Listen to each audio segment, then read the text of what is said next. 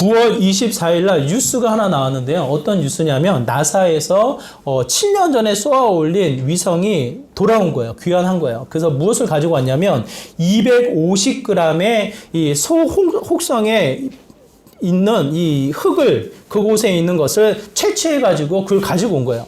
이게 대기권에서 혹시 폭발하거나 불타버리거나 파손되면 어떨까 굉장히 염려를 했나 봐요. 그게 가지고 와서 그것을 연구하는 일이 9월 24일 날 뉴스에 나오게 됩니다. 그게 왜 주목을 받고 왜 이것이 뉴스거리가 되었는가? 이 내용을 살펴보면 이래요. 알지도 못하는 소혹성에 이 물의 흔적이 있다라는 거예요. 가져온 250g의 채취되어진 이 물질에서 물의 흔적이 발견되어져 가지고 많은 사람들이 집중하고 그 뉴스를 주목하게 되어집니다. 왜 그럴까요, 여러분? 왜 그럴까요?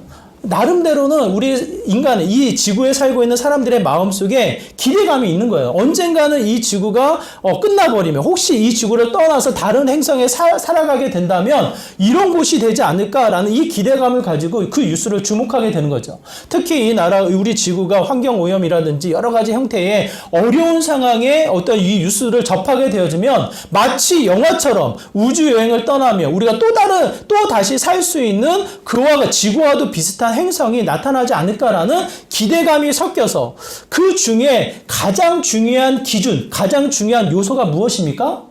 인간이 살 수 있다라는 이 필요성의 어떠한 기준을 가지고 행성을 연구할 때 그 흔적의 요소를 찾을 때에 몇 가지가 있는데 빠지지 않는 게 뭐예요? 물의 흔적인 거예요. 왜? 물이 없이는 살 수 없으니까. 물의 한계가 있기 때문에 물을 가지고 우주에 갈 수는 없기 때문에 물의 흔적을 찾아서 혹여나 여기에 인간이 살 수 있을까라는 가능성을 가지고 연구하고 관찰해 나가는 형태를 취하게 됩니다. 이 세상의 이 흐름을 통해서 우리가 또 한 번 깨닫게 되어지는 것은 물이라는 것이 얼마나 우리가 살아가는 데 있어서 생명을 유지하는 데 있어서 중요한 가치인지를 깨닫게 되는 거예요. 제가 말씀을 준비하다가 우리 집 베란다를 떠오르게 되어지는데 베란다에 선인장이 있어요. 선인장이 웬만하면 죽지 않습니다. 그 선인장을 제가 서울에서 받으면서 뭐라고 했냐면 저희는 화분 못 키운다고. 저희 집은 화분을 가져오는 대로 죽여서 보낸다고. 그래가지고 화분을 안 받겠다고 했는데 그걸 주신 분이 이걸 죽일 수가 없다고. 이 화분은 이 화분은 그냥 꽂아놓고 잊어버리면 된다고. 괜히 이걸 살리려고 물 주면은 오히려 썩어서 죽는다고 하시면서 주신 거예요. 근데 어느덧 그게 죽어가고 있어요. 왜 그런가? 그만큼 물을 안 준 거예요. 그걸 주신 분이 조금 정말 이 선인장이 살 수 있을 정도의 적은 물만 줘도 살 수 있다라고 하고 주신 건데 그조차도 안 주니까 삽니까? 죽습니까? 죽은 거예요. 이게 죽더라고요. 진짜 죽더라고요. 말라가지고 이 선인장이 노란색으로 녹색이었는데 노란색으로 바뀌면서 말라가지고 죽더라고요. 저희 집이 이런 집입니다. 선인장도 죽이는 집이에요. 무슨 뜻이냐면 물이라는 가치가 얼마나 중요한지를 깨닫게 되어지는 거예요. 생명이라는 거에 물이 연결이 되어집니다. 오늘 우리가 읽은 아합 왕에게 오늘 본문에 엘리야가 처음 등장하는 장면이거든요. 등장하자마자 아합 왕을 만나서 무슨 일이 벌어지냐면 이 땅에 이 아합 왕이 다스리고 있는 북이스라엘에 무슨 일이 벌어지냐면 비조차 이슬조차 내리지 않을 것이다. 언제까지요? 수년 동안. 기한이 없어요. 수년 동안 비조차 이슬조차 내리지 않을 것이다라는 정확한 하나님의 심판이 나타나게 되어집니다. 왜 이와 같은 심판이 이루었을까? 북이스라엘 아합 왕 우리가 잘 알고 있기 때문에 하나님의 노하심, 하나님의 분노가 심판으로 이루어지고 있구나 우리가 정확히 알아요. 그럼에도 불구하고 아합 왕이 어떠한 일을 했길래 아합 왕이 어떠한 모습이었길래 이와 같은 심판이 연결되어질까 우리가 생각하게 보길 원해요. 16장 31절 33절에 보면 이 아합 왕의 평가, 아합 왕의 이 종합되어지는 모습이 나옵니다. 16장 31절에서부터 33절의 말씀 우리가 같이 보도록 하겠습니다. 이런데요. 우리 같이 읽겠습니다. 시작. 느밧의 아들 여로보암의 죄를 따라 행하는 것을 오히려 가볍게 여기며 아내로 삼고 가서 바알을 섬겨 예배하고 사마리아에 건축한 바알의 신전 안에 바알을 위하여 제단을 쌓으며 아세라상을 만들었으니 그는 그 이전에 이스라엘의 모든 왕보다 심히 이스라엘 하나님 여호와를 노하시게 하였더라. 아합 왕의 형태가 뭐라고 기록되어 있습니까? 하나님을 화나게 만든 거예요. 어떠한 모습으로? 바알신과 아세라신을 섬기는 형태를 적극적으로 이것을 진행한 거예요. 이방 여인 이사벨을 아내를 취하고 나서 그 이사벨을 믿고 따랐던 이 바알신과 아세라신을 따랐던 아합 왕. 그렇다면 아합 왕이 이 우상을 왜 섬겼을까? 하나님을 등지고 왜 이 신들을 섬겼을까? 생각해보면 이렇습니다. 그 북이스라엘, 그 이스라엘의 땅의 형태가 어떤 곳입니까? 질문을 드릴게요. 물이 많은 땅이에요? 물이 적은 땅이에요?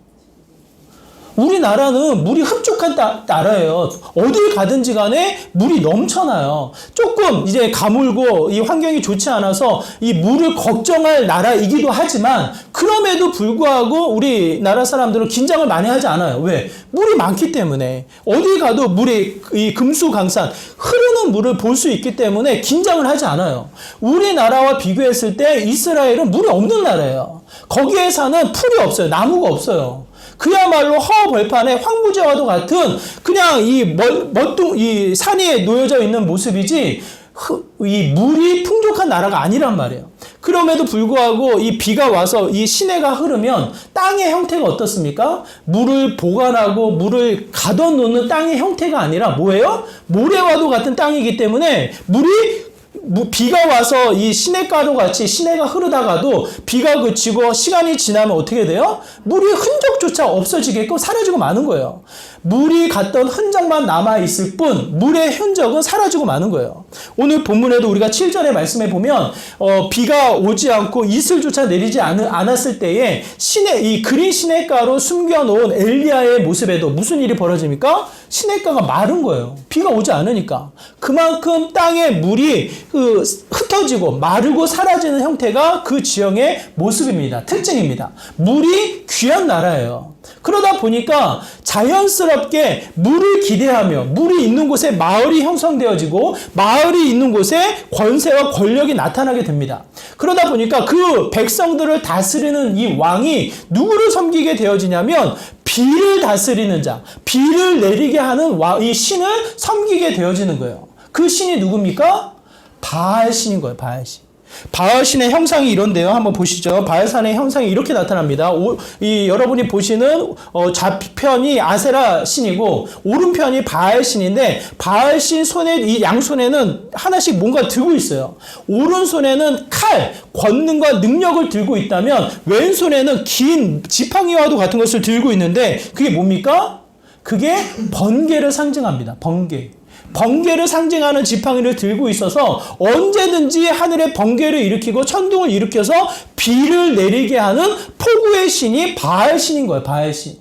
환경이 그렇고 권력을 세워나가는 형태도 그렇고 이 아합 왕이 섬겨나가는 신은 바알신인 거예요. 바알신. 하나님을 몰랐다, 하나님을 섬기지 않았다 그것이 아니라 하나님을 알고 하나님을 섬기는 형태가 분명히 이스라엘 백성에 남겨져 있지만 그럼에도 불구하고 적극적으로 누구를 섬깁니까? 비를 내리는, 폭우를 내리는 바알신을 섬겨나가는 일을 적극적으로 했다고 이야기를 하는 거예요. 이 상황 속에 엘리야가 등장해서 아합 왕에게 찾아와서 뭐라고 이야기합니까? 비조차 이슬조차 내리지 않겠노라 선포를 하는 거예요. 이는 단순하게 우리가 알고 있는 비를 안 내리겠다, 가뭄을 주겠다 이 기근의 흔적을 이야기하는 것이 아니라 이 바알신을 섬기고 있는 아합 왕의 이 중심의 형태를 흔들며 그에게 도전하며 분명하게 하나님의 메시지를 전하고 있는 거예요. 너가 살고자 하느냐? 너가 생명으로 가치를 부여하고 있는 그 바알신의 피, 그 흔적조차 남겨놓지 않겠노라고. 하나님이 분명하게 메시지를 주면서 이야기하시는 내용이 그와 같습니다. 그러면 한번 질문을 던져볼게요. 우리는 무엇으로 삽니까? 아합 왕이 무엇으로 산다고 그렇게 애지복골하며 의지하며 살아가고 있는 모습입니까? 철저하게 자신의 주어진 환경을 통해서 바알신, 비를 통해서 섬겨나가고자 했던 아합 왕의 모습을 찾아보게 되는 거예요. 그 흔적을 정확하게 지적해서 엘리야로 하여금 다시 한번 질문을 던지게 됩니다. 정말 비 때문에 사는가? 정말 이 가뭄의 땅에, 메마른 땅에 하늘에서 내리는 비로만 우리가 살게 되어지는가? 물이 필요 없다. 물이 우리에게는 소중하지 않다. 그런 의미가 아닙니다. 우리가 살기 위해서도 물은 필요해요. 우리의 이 신체가 70% 이상이 수분으로 되어 있기 때문에 물이 없이는 살 수 없는 거예요. 한순간도 우리가 마시지 못하고 하루 이틀을 지내게 되면 어떻게 됩니까? 갈증에 목이 타들어가면서 생명력이 위협을 받게 되는 게 사실입니다. 그럼에도 불구하고 질문을 던지는 거예요. 물 때문에 우리가 사는가? 물 때문에 우리의 생명력이 흘러나가는가를 다시 한번 질문을 하는 거예요. 이 사건으로 끝나지 않고 엘리야가 그리 시냇가에 물이 마르자 어디로 이동합니까? 우리가 읽지는 않았지만 9절에 보면 시돈에 속한 사르밧으로 가게 되어지는데 그 사르밧에 머물러 있는 과부를 만나요. 과부를. 사르밧에 만난 이 과부와 이야기를 나누다가 이 엘리야가 요청을 합니다. 무슨 요청을 합니까? 물론 하나님이 주신 음성을 통해서 이 요청을 하게 되어지는데 나에게 떡을 달라는 거예요. 떡을. 가물었습니다. 아합왕만 힘든 것이 아니라 북이스라엘 백성 모두가 힘든 상황이에요. 먹을 것이 없는 거예요. 이 상황을 이 과부, 이 사르밧의 과부가 뭐라고 이야기하냐면 18절의 모습이 이런데요. 18절의 말씀이 이렇습니다. 우리 18절의 말씀 우리 한번 같이 읽어볼까요? 함께 있습니다. 시작. 여인이 엘리야에게 이르되 하나님의 사람이여 나와 더불어 무슨 18절이 아니네요. 12절의 말씀 같이 읽을게요. 시작. 그가 이르되 당신의 하나님 여호와께서 살아계심을 두고 맹세하노니 나는 떡이 없고 다만 통에 가루 한 움큼과 병에 기름 조금뿐이라. 내가 나뭇가지를 둘에 주어다가 나와 내 아들을 위하여 음식을 만들어 먹고 그 후에는 죽으리라. 뭐라고 이야기합니까? 이 엘리야가 만난 사르밧의 과부도 넉넉지 않은 거예요, 지금. 어디에 이 위협이 놓여져 있어요? 먹을 거리가 없어. 이제는 내가 죽을 것 같다. 이 마지막 고비에 놓여져 있는 거예요. 이 엘리야가 하나님의 음성에 따라서 떡을 달라고 하니까 이 이야기를 들은 사르밧 과부가 한탄스러운 목소리로 이와 같이 고백하고 있습니다. 나에게는 한 줌의 가루와 조금의 기름밖에 없다고. 이제는 이것조차도 만들어서 떡을 만들어가지고 나와 아들이 나눠 먹고 이제 뭐라고 이야기합니까? 내가 죽을 것이다. 내 생명이 어디에 달려 있어요? 일용할 양식에 있다. 이제 더 이상 먹을 것이 없기 때문에 이제는 내가 죽을 것이라고. 그래서 이 떡을 만들기 위해서 나무가지를 줍기 위해 이 자리에 나왔노라고. 이와 같은 상황에 이 마음은 뭐예요? 당신에게 내가 떡을 줘야겠냐? 이런 마음 아니겠어요? 이 사르밧 과부의 마음, 그 상황을 우리가 살펴보면 어쩔 수 없어요. 우리가 살기 위해서 어떻게 해야 합니까? 먹어야 되는 거예요. 요즘에 다이어트 한다고 안 먹죠? 아무것도 안 먹나요? 그렇지 않은 거예요. 살 수 있는 정도의 에너지 섭취를 하는 거예요. 왜? 살기 위해서. 반드시 우리의 생명을 유지하기 위해서는 어떻게 해야 합니까? 양식을 섭취해서 최소한의 에너지를 유지해야지만 우리의 생명력, 우리가 살아간다라는 가치를 누리게 되어집니다. 이 사르밧의 과부는 마지막 끝자락에 먹을 것이 없어. 이제는 이제 죽겠노라라고 하며 자신의 상황을 그대로 고백을 하고 있다고요. 하나님이 엘리야를 그 앞에 세우시고 정확하게 이야기를 합니다. 뭐라고 이야기해요? 그 떡을 나에게 만들어줘라. 그 양식 때문에 죽고 사는 것이 아니라 그 떡을 나에게 만들어주면 어떻게 됩니까? 마르지 않는 가루가 주어질 것이고 떨어지지 않는 기름이 남겨져서 이 가뭄이 사라지기 전까지는 결코 너희들이 죽지 않게 될 것이다 라는 메시지를 준단 말이에요. 우리는 어떻게 생각합니까? 살기 위해서 먹어요. 먹기 때문에 사는 거예요. 그 먹는 것을 우리가 소홀히 여길 수 없고 먹는 것을 끊을 수가 없습니다.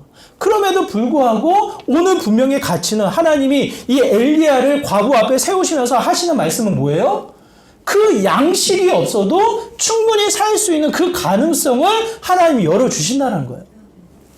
오늘 본문을 통해서 우리가 기억나는 사건이 있는데 누가 기억나요? 어떤 사건이 기억나셔요? 예수님이 공생애를 시작하기 전에 광야로 이끌림 받아 시험을 받으셔요. 시험을 받으실 때 세 가지 시험을 받으시는데 그 중에 하나가 뭡니까? 40일의 금식을 하고 있는 참 인간으로 이 땅에 오신 예수님께 사단이 찾아와서 뭐라고 속삭여요? 너 배고프잖아. 너 지금 뭔가 먹어야 되잖아. 살려면 먹어야 되잖아. 당장 저 돌덩어리를 떡덩어리로 바꿔서 먹어라. 그래야지 네가 산다. 라고 하며 이 속삭이는 거예요. 배고픔의 본성을 속삭이며 저 돌덩어리를 떡덩어리로 만들어 능력의 예수님께서 만들어 그 떡을 먹으라고 이야기를 합니다. 예수님이 그 돌을 떡으로 바꿔서 드시나요? 배고픈 이 굶주린 배를 뭔가를 채우시기 위해서 예수님이 역사를 하시나요? 예수님이 뭐라고 말씀하셔요? 분명히 금식하셨고 참 인간으로 오셨기 때문에 굶주리셨고 그 고통과 아픔을 아심에도 불구하고 예수님이 정확히 말씀하십니다. 뭐라고 이야기하셔요? 떡으로만 살 것이 아니라 뭐예요? 하나님의 입으로 나오는 그의 말씀으로 살 것이다 라는 이 가치를 우리에게 말씀하십니다. 생명이 무엇으로 삽니까? 우리가 살아갈 때 무엇으로 삽니까? 물이 필요 없나요? 먹을 것이 필요 없나요?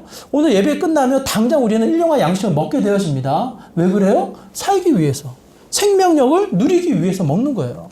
그럼에도 불구하고 하나님이 이 엘리야를 통해서 주시는 메시지는 뭡니까? 물 때문에, 우리가 먹는 양식 때문에 결코 우리의 생명력이 나타나지 않는다라는 거예요.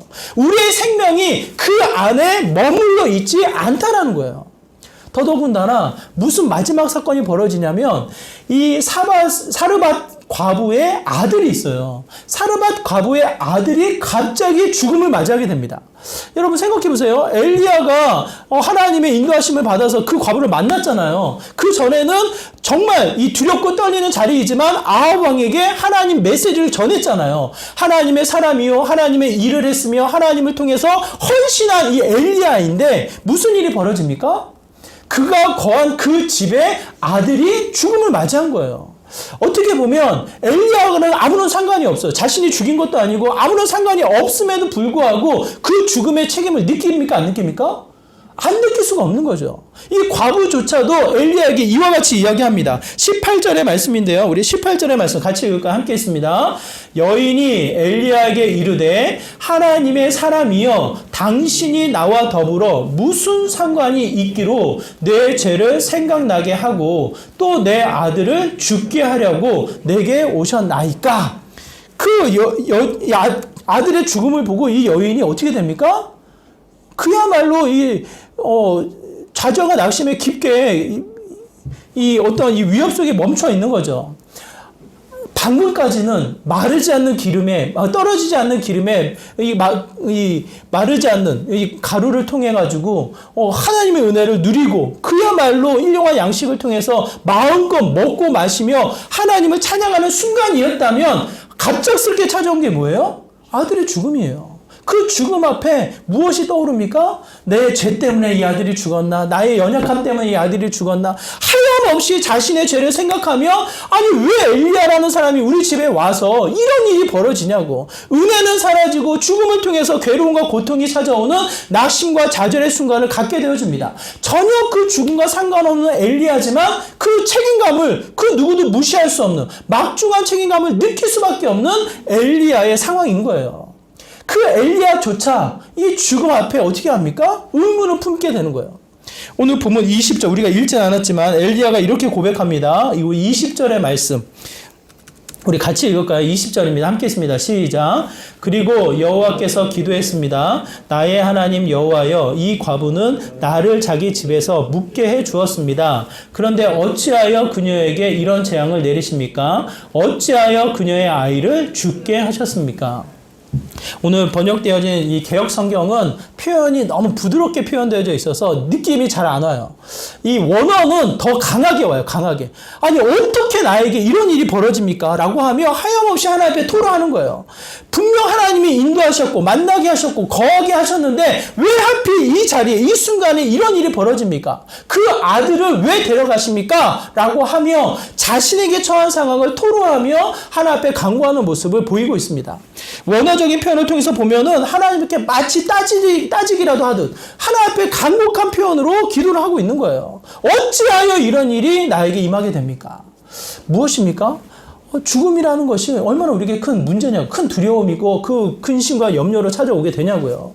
그럼에도 불구하고 그 일이 엘리야에게, 그 일이 그 과부의 집에 찾아오게 되는 거예요. 우리는 어떻게 생각합니까? 생명이 끝나면 끝난 거잖아요. 죽으면 죽은 거잖아요. 근데 하나님은 그 모든 것을 어떻게 해요? 뛰어넘으시는 분이시라는 거예요. 생명조차 누구에게 주어져 있습니까? 누구로부터 주어지며 누구에게 다스림을 받으며 누구에게 돌아가게 됩니까? 여호와 하나님이신 거예요. 자, 여러분께 질문을 드립니다. 나는 무엇으로 삽니까? 우리는 무엇으로 삽니까? 우리의 생명은 무엇으로부터 그 생명력을 유지해 나갑니까? 물을 마시며 일용할 양식을 누리며 하나님의 은혜를 하염없이 받으면 그 은혜로 그 생명이 펼쳐나가게 됩니까? 여러분 기억하시기 바라요. 오늘 본문은 반복해서 아합과 과부와 엘리야를 통해서 선명히 가르쳐주는 메시지가 분명한 거예요. 그게 뭡니까? 우리의 생명은 여호와 하나님에게 비롯되어졌다는 거예요. 그로 말미암아 주어졌고 유지되며 그 생명력이 더해져 간다라는 것을 분명하게 성경 우리에게 말씀해서 이야기를 합니다. 물이 필요 없다. 우리가 먹을 양식이 필요 없다. 더 이상의 은혜와 교제는 필요 없다. 그것이 아니에요.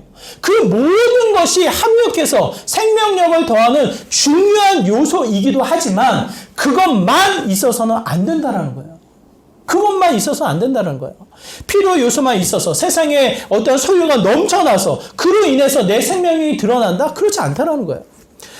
전에도 늘차 말씀드렸지만 이건희 회장의 마지막 때를 여러 번 생각해 보시기 바라요. VVIP의 삼성병원 제일 높은 층의 병실에서 오랜 시간을 그 병실에 병상에 누워 있습니다. 많은 것을 소유하며 많은 것의 권위를 누리며 그 침상 가운데 놓여져 있지만 그것이 사는 거냐고요. 그 삼성병원에서 근무하고 계신 한 장로님이 이렇게 이야기해요.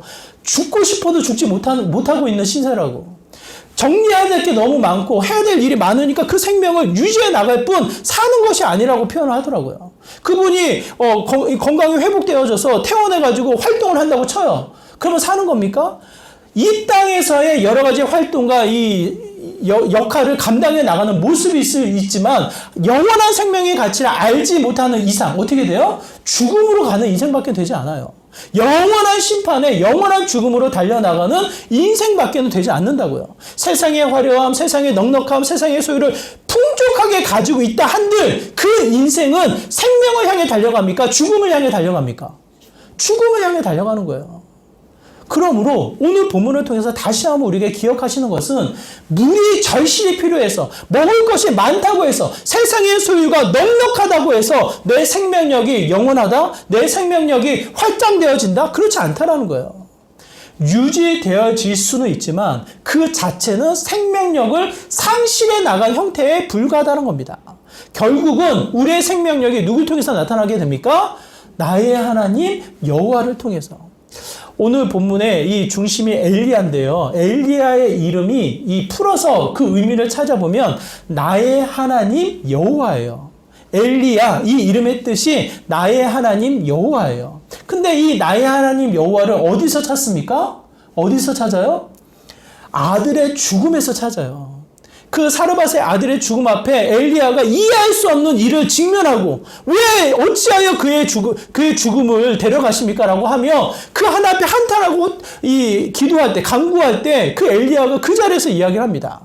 20절의 말씀이에요. 우리 20절의 말씀 다시 한번 볼까요? 이와 같이 고백합니다. 우리 같이 읽을게요. 시작. 그리고 여호와께서 기도했습니다. 나의 하나님 여호와여, 이 과부는 나를 자기 집에서 묵게 해 주었습니다. 그런데 어찌하여 그녀에게 이런 재앙을 내리십니까? 어찌하여 그녀의 아이를 죽게 하셨습니까? 이해할 수 없는 그 자리 앞에, 도저히 받아들일 수 없는 그 문제 앞에 어떻게 해요? 나의 하나님 여호와여 외치며 그 하나님을 찾아 나가는 일을 하게 되어집니다. 그때 어쩌면 그 가능성이 우리에게 허락되어지는 것이 아닌가라는 생각이 들어요. 저는 오늘 본문에서 분명히 이야기하고 있는 이 가치, 이 핵심을 여러분이 잊지 않으시기를 바라요. 먹고 있다고 해서 생명력이 넘치는 게 아니죠. 많은 것을 소유했다고 해서 내 생명력이 많은 사람들에게 영향력을 주는 것이 아니죠. 높은 위치에 있다고 해서 살아있는 모습이 아닐 수 있는 거죠. 분명히 우리에게 성경에서 이야기하는 것은 나의 하나님 여호와, 그 하나님을 만나고 그 하나님과 동행했을 때, 그 하나님을 철저히 그 하나님으로 비롯해서 내 생명력이 주어졌을 때 어떻게 됩니까? 나에게 주어지는 생명력이 나타나는 거예요. 그로 인해서 그 하나님의 일하심이 증거되어지는 것으로 성경 우리에게 분명하게 말씀하고 있습니다. 그러므로 우리에게 주어지는 이 생명의 요소들을 요소 안에 머물지 마시고 하나님의 생명력을 더해 나가는 믿음의 모습이 되어야 하지 않을까라는 생각이 들어요. 그로 인해 생명력이 넘쳐나는 일을 보게 되어집니다. 그때 비로소 과부가 뭐라고 고백합니까? 24절의 말씀에 보면 진실한 하나님의 말씀이 진실하다고 정말로 하나님이 일하심이 분명히 나타난다고 24절에서 이야기를 해요. 이제서야 당신이 하나님의 종이요 이제서야 진실된 당신이 한 말이 진실된 하나님의 말씀인 것을 내가 알았노라 이야기를 그렇게 합니다. 이 변화의 이 기준은 뭐예요? 나의 하나님 그 여호와를 통해서 자신의 생명력이 완전히 바뀌었다라는 것을 깨달았을 때, 죽었을 때에 다시 부여된 생명을 통해 나의 하나님 여호와가 나에게 생명이 된다라는 것, 내 생명이 그의 것이 된다라는 것을 분명히 깨달았을 때 이와 같은 고백을 하는 것이 아닌가 싶어요. 저는 저와 여러분이 이와 같은 삶의 모습이 되기를 소망합니다. 여러분 무엇으로 삽니까? 여러분의 생명이 무엇으로부터 그 생명력이 넘쳐나게 되어집니까? 여러분 기억하시기 바라요. 나의 하나님을 만나셔야 돼요. 너의 하나님, 그 누군가가 이야기했던 하나님이 아니라 나의 하나님을 찾아 나의 하나님을 만나 어떻게 합니까? 절실하게 그 하나님을 의지해 나가는 믿음의 삶이 되어야 한다는 거예요. 저희가 욥기서를 매일 아침마다 묵상하며 그 말씀을 읽고 있습니다.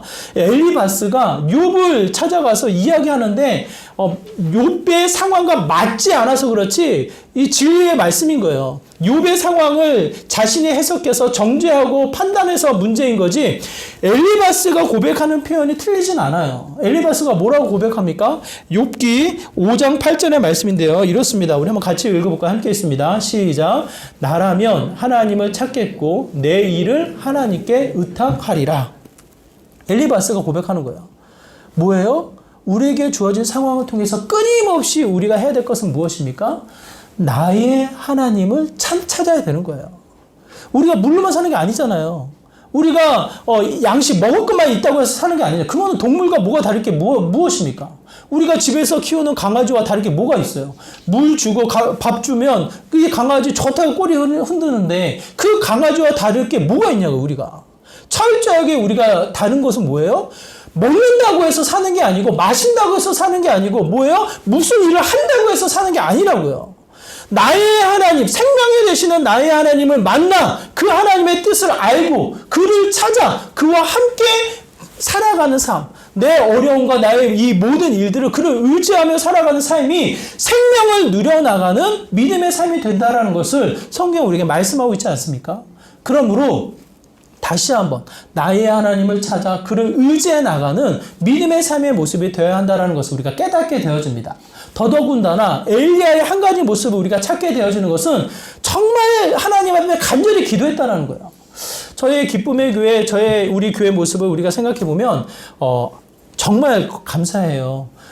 작년과 올해가 다르고 그 해보다 또 올해가 다르고 베푸시고 성장시키시고 더 세우신 은혜가 너무나도 크기 때문에 너무 감사해요. 그럼에도 불구하고 더 잘해야 될 것, 더 부족하고 더 세워져야 될 것은 무엇일까 제가 찾는다면 그 중에 하나가 기도예요. 기도. 우리 각자 흩어져서 기도하는지 모르겠지만 모여서 기도하는 날은 수요일 하루밖에 없어요. 수요일 하루.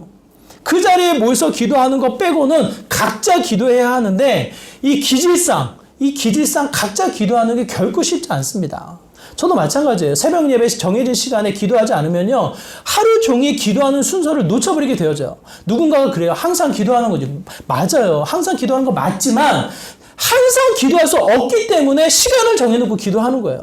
항상 주님을 묵상할 수 없기 때문에 항상 그를 인정하고 고백할 수 없기 때문에 시간을 정해놓고 기도하는 거예요. 그렇게 따지고 보면 정말 기도하는 게 약할 수 있겠다라는 생각을 많이 하게 되어져요. 근데 오늘 본문에 이 생명의 문제 앞에 직면되어져 있을 때 엘리야가 어떻게 합니까? 어찌하여 이 죽음을 나에게 허락하십니까? 이 죽음을 데려가십니까? 라고 토로할 때 이 엘리야가 하는 건 뭐예요?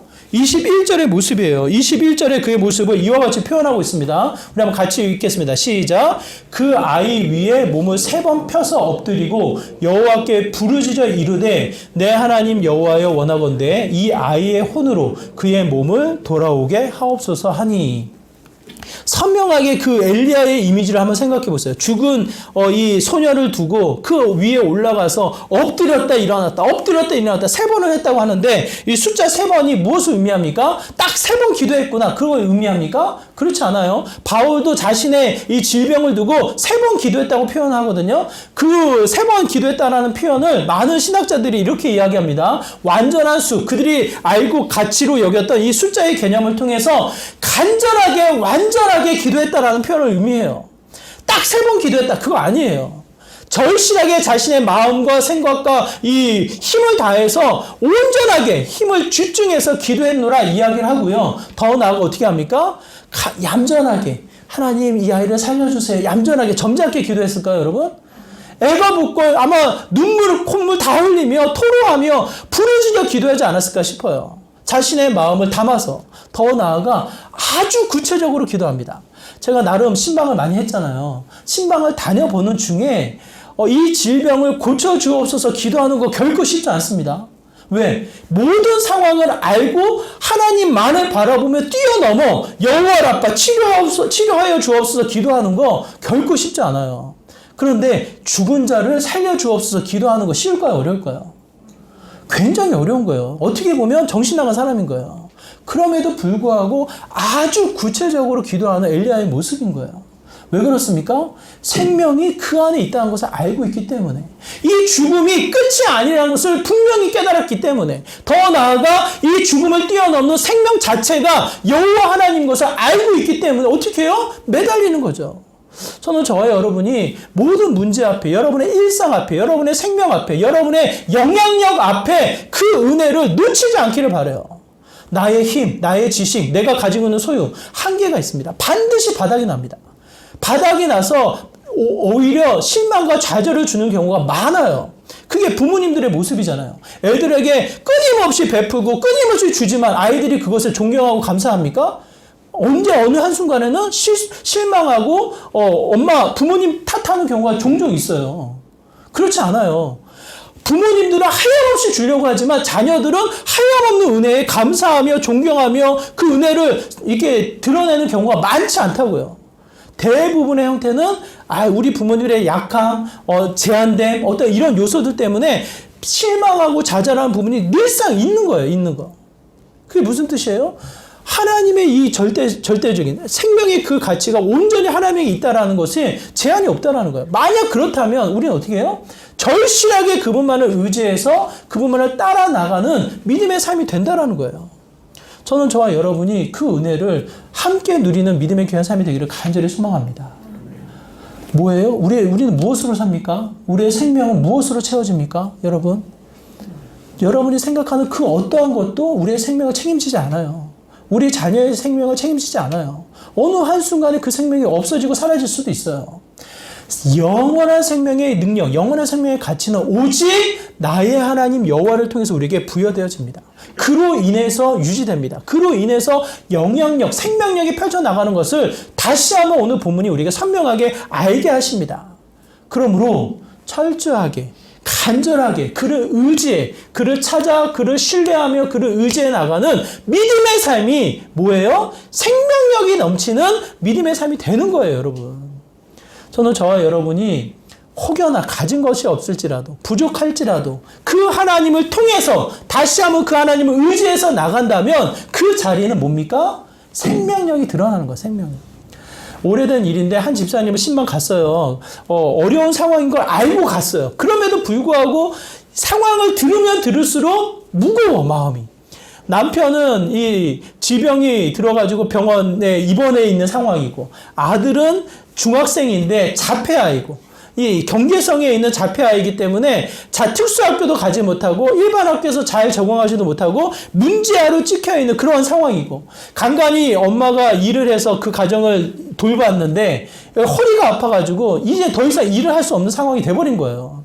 신방을 갔더니만 하나둘씩 그 이야기를 하는데 이 짐이 둘러싸여져 있는 자리에 딱 이 식탁을 이 조그만 상을 펴놓고 둘러앉을 자리에 아들과 엄마가 생활하고 있는 거예요. 그 기도 이 이야기를 들으면서 정말 마음이 무겁게 신방하고 돌아오게 됩니다. 왜? 어떠한 도움, 어떠한 해결도 할 수가 없으니까. 그럼에도 불구하고 다시 한번 하나님의 생명력이 넘치기를 그 가정에 하나님 모든 문제를 해결하시고 생명을 지켜주시기를 기도하고 돌아온단 말이에요. 근데 그 이후에 시간이 지나면서 그분들이 교회에서 오고 가고 하면 그를 만나게 되는데 뵙지 못했던 자리에서 그분을 만나는 거예요. 기도하는 자리에 그분이 찾아오게 되어지고 좀 더 시간이 지나서 소그룹 활동을 하고 싶다고 하셔가지고 목장에 또 연결을 하게 되어지고 상황은 그렇게 나아진 것이 없는데 쉽게 변할 상황이 아님에도 불구하고 그의 이 삶에 하나님을 찾고 하나님 앞에 가까이 나가고 기도하는 자리를 지키며 하나님 앞에 끊임없이 나가는 모습이 너무 감사한 거예요. 그럼에도 불구하고 제가 깨닫는 것은 그분의 얼굴은 점점점 밝아졌다는 거예요. 기도하는 자리를 통해서 또 이 은혜를 나누는 모임을 통해서 얼굴이 밝아지는 모습에 제가 묻게 되어져. 무슨 좋은 일이 있냐고. 상황은 안 바뀌었어요. 우리 애가 오늘도 학교 안 갔어요. 또 어제도 학교에서 전화가 왔어요. 이런 이야기가 끊임없이 들리고 남편은 병원에 있고 본인은 허리 더 나아지지 않아 일을 못하는 상황이고 그럼에도 불구하고 얼굴은 점점 미소를 짓게 되어져요. 왜 그런가? 다시 한번 보게 되는 건 무엇입니까? 그를 지키시고 그 생명력을 더하시며 그의 가정, 그의 삶을 이끌어 나가시는 분이 누구예요? 나의 하나님 여호와를 만나고 그 하나님 안에 거하고 그 하나님을 신뢰하며 나아갔을 때에 은혜를 누리게 되는 거예요. 시간이 좀 지나서 듣게 되어지는 것은 임대 아파트가 어떻게 연결이 되어져서 이사 가게 되어졌노라고. 아이가 또 전학을 가게 돼서 어떠한 일이 벌어질지는 모르지만 그래도 기도하며 기대를 한다고 이렇게 표현을 하시더라고요. 저는 그 자리에 약하지만 그 누구보다 가진 것이 없지만 그럼에도 불구하고 부족하지만 뭐예요? 생명력이 끊임없이 순환하며 그 생명력이 나타나는 것을 또 한번 경험하게 되어집니다. 저는 저와 여러분이 그 은혜를 누리는 시간이 되었으면 좋겠어요. 많은 것을 소유해서 많은 것을 얻어서 많은 위치의 권위를 누리고 있다고 해서 누려지는 것이 아니라 여호와 나의 하나님 여호와 한 분만을 통해서 주어지는 그 생명력이 또 하나의 영향력으로 우리 주변을 밝히며 그 영향력을 드러내는 믿음의 삶이 정말 저와 여러분에게 약속되어진 것이 아닌가라는 생각이 듭니다. 그러므로 여러분 대답하시기 원해요. 여러분의 마음속에 진실한 고백이 담겨지기를 원해요. 무엇으로 사냐고요? 무엇 때문에 내 생명이 유지가 됩니까? 어제도 한 목사님이 전화가 왔어요. 아마 제가 걱정이 돼서 전화를 하신 것 같아. 한참 쓸데없는 얘기 하다가 질문을 하더라고요. 어떻게 사냐고. 그분의 질문은 어떻게 사냐라는 이 표현에 여러 가지의 이 표현이 숨겨져 있는 것 같아요. 그거 잘 산다고. 그랬더니 또 물어. 어떠한 이 생활비로 어떻게 살아가는지를 저한테 묻더라고요. 그 질문을 딱 듣고 오늘 본문이 또 이 본문이잖아요, 제가 많은 것을 소유해서 많은 것을 가지고 있어서 여러 가지를 누리며 제가 이렇게 잘 살고 있습니다. 그 말이 나올 수가 없는 거죠. 부족하다고 해서 많다고 해서 많은 것을 누리고 있다고 해서 적게 누리고 있다고 해서 잘 살고 못 살고의 개념이 그것에 포함되어 있는 것이 아니죠. 제가 그분에게 대묻고 싶었어요. 어떻게 사냐고. 조금 규모가 있는 교회거든요. 제가 너무 잘 알거든요. 규모가 있는 교회 목사님들 속이 타들어. 정말 다른 분이 표현하신 건데, 다른 분이 표현하시기를 이렇게 표현을 해요. 눈을 감았다가 떠서 은퇴하는 날이 왔으면 좋겠다고. 한번 생각해보세요. 눈을 감았다가 떴는데 은퇴한 날이야. 그게 무슨 마음이겠냐고, 그게. 속이 타들어가는 거죠. 물어보고 싶어요. 정말 잘 살고 있냐고. 당신의 생명력을 온전히 드러내고 있냐고 물어보고 싶어요. 제가 그 질문을 듣고 오늘 말씀을 통해서 정말 잘 살고 있다고 걱정하지 마시라고 그렇게 제가 말을 하게 됩니다. 왜요?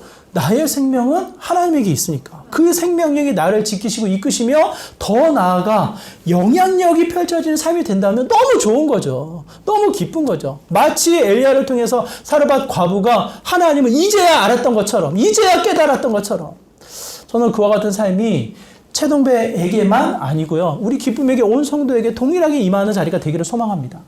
많이 있다고 해서 적게 가졌다고 해서 그 생명력이 많고 적고 그렇지 않아요. 생명력은 오직 나의 하나님 여호와를 통해서 부여되게 됩니다. 주어지게 됩니다.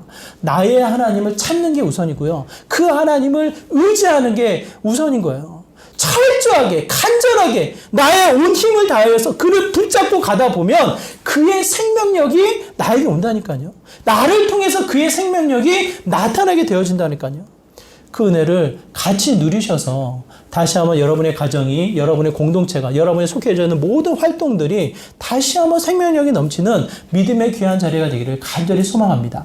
나의 하나님 여호와를 통해서 부여되어진 그 생명력이 우리의 일상을 통해 증거되어지는 믿음의 삶 되시기를 주님의 이름으로 축원합니다. 우리 말씀을 기억하시면서 함께 기도하기를 원하는데요. 우리의 삶이 나의 하나님 여호와로 말미암아 생명력이 더해지고 펼쳐지는 믿음의 삶이 되기를 소망합니다. 세상으로 인해서 주어진 것, 보여지는 것, 드러나는 것에 매이지 않게 하여 주시고 뛰어넘는 하나님을 의지하게 하여 주시고 나의 하나님을 찾게 하여 주시고 철저히 그 하나님 의지할 때 다시 한번 생명력이 더하는 믿음의 귀한 삶 되게 하여 주시옵소서라고 이와 같은 마음으로 우리 함께 기도하며 나가도록 하겠습니다. 기도합니다. 하나님 아버지 시간 간절한 마음으로 기도합니다. 세상의 것이 없다고 해서 세상의 것이 부족하다고 해서 나의 생명력이 위축되지 않는 것을 보게 되어집니다. 나의 하나님 여호와, 나의 하나님 여호와를 찾았을 때, 그를 만났을 때에, 그만을 의지할 때에 다시 한번 우리의 일상이 생명력으로 넘쳐난 것을 고백합니다. 하나님 기도합니다. 하나님 간절히 부르짖습니다.